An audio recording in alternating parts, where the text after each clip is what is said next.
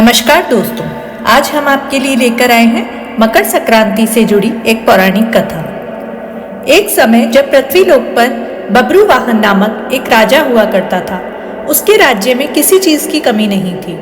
इसी राज्य में एक हरिदास नामक ब्राह्मण भी निवास करता था, जिसका विवाह गुणवती से हुआ था, जो कि बहुत ही धर्मवती तथा पतिव्रता महिला थी।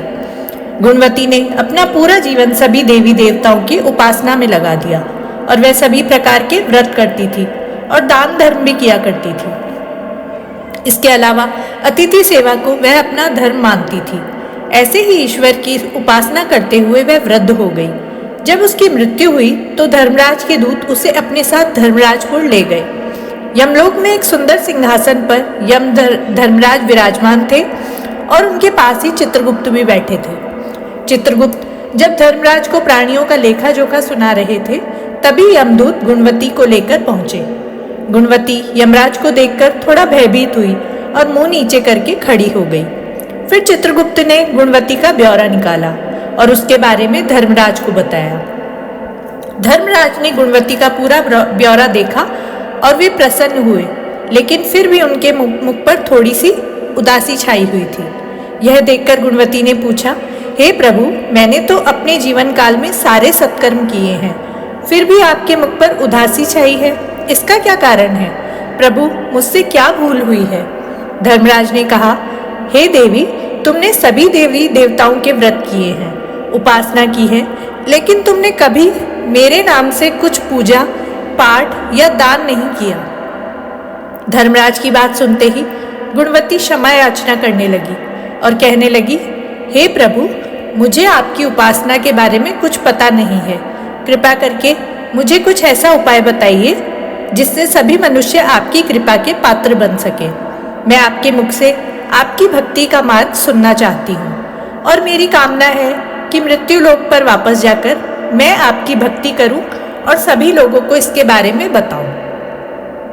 धर्मराज ने बताया, जिस दिन सूर्यदेव उत्तरायण में प्रवेश करते हैं, यानी मकर संक्रांति के दिन मेरी पूजा शुरू करनी चाहिए और उस दिन से लेकर पूरे 1 साल तक मेरी पूजा करते हुए ये कथा सुननी चाहिए।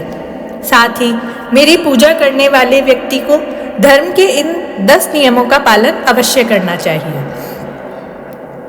धीरज रखना यानी संतुष्ट रहना, अपने मन को वश में रखना और सभी को क्षमा करना, किसी प्रकार का दुष्कर्म नहीं करना, मानसिक और शारीरिक शुद्धि का ध्यान रखना, अपनी इंद्रियों को वश में रखना, बुरे विचारों को अपने मन में न लाना, पूजा पाठ और दान पुण्य करना, व्रत करना और व्रत की कहानी सुनना, सच बोलना और सभी से अच्छा व सच्चा व्यवहार करना, क्रोध न करना। धर्म के इन सभी लक्षणों का पालन करते हुए 1 साल तक मेरी कथा नियम से सुने, दान पुण्य और परोपकार के काम करें और अगली मकर संक्रांति पर इस व्रत का उद्यापन करें। इसके बाद मेरी एक मूर्ति बनाकर विधि विधान से प्राण प्रतिष्ठा करवाकर हवन पूजन करें और साथ ही चित्रगुप्त की भी पूजा करें और काले तिल के लड्डू का भोग लगाएं। इसके बाद ब्राह्मणों को भोज करवाएं और बांस की टोकरी में 5 सेर अनाज का दान करें।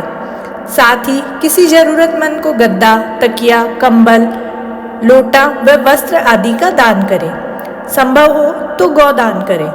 धर्मराज से व्रत का पूरा वृतांत सुनकर गुणवती ने पुनः धर्मराज से प्रार्थना की, हे प्रभु, मुझे फिर से मृत्यु लोक में जाने दीजिए, जिससे मैं आपका व्रत कर सकूं, साथ ही इस व्रत का प्रचार भी लोगों में कर सकूं। इस पर यमराज ने गुणवती को धरती लोक पर फिर से जाने दिया। धरती पर वापस आकर गुणवती ने धर्मराज द्वारा बताए गए व्रत के बारे में अपने पतिदेव को बताया। मकर संक्रांति आते ही गुणवती और उसके पति ने व्रत शुरू कर दिया। इसी व्रत के प्रभाव से उन पर धर्मराज की कृपा हुई और उन्हें मोक्ष की प्राप्ति हुई।